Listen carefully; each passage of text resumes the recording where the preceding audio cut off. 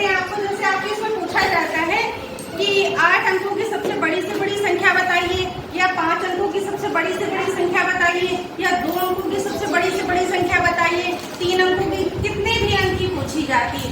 अगर हमसे पूछ लिया गया कि 3 अंकों की बड़ी से बड़ी संख्या, कितने अंकों की? 3 अंकों की बड़ी से बड़ी संख्या, बड़ी से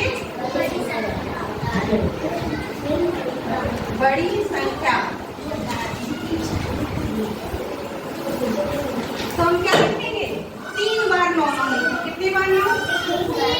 कितने बार 9? 3 बार। अब हमसे कह दिया गया है यहाँ 8 अंकों की सबसे बड़ी से बड़ी, तो हम कितने बार 8?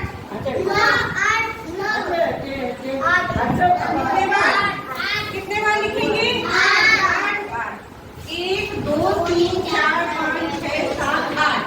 कितने बार? 8। हमसे कह दिया गया कि 2 अंकों की बड़ी से बड़ी संख्या, 2 अंकों की बड़ी से बड़ी संख्या, तो हम क्या लिखेंगे? 2 बार। फिर हम सारे दो अंकों की, तो कुल मिला के अर्थ क्या निकला कि हमें जितने अंकों की पूछी जाएगी उतने ही हमें 9 लिखने हैं। यही तो निकला। अब हमसे पूछता है कि 4 अंकों की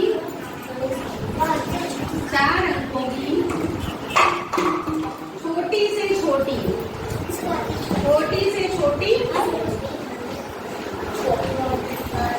छोटी संख्या बताओ। 4 अंकों की छोटी छोटी संख्या क्या हो जाएगी? एक नहीं हो जाएगी। देखो मैंने आप लोगों को बताया तो आप फिर बोल रहे हैं। आप 1 लिखेंगे और फिर कितने अंकों की पूछ रहा है? 4। 1 कम करके 3 जीरो। 4 में 1 कम करेंगे 3 जीरो। 4 अंकों की पूछ रहा है तो 3 जीरो, 1 लिखेंगे फिर 3 जीरो।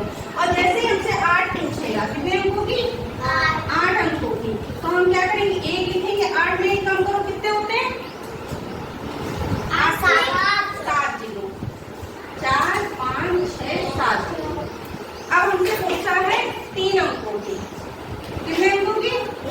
3 अंकों। 3 में 1 कम करो,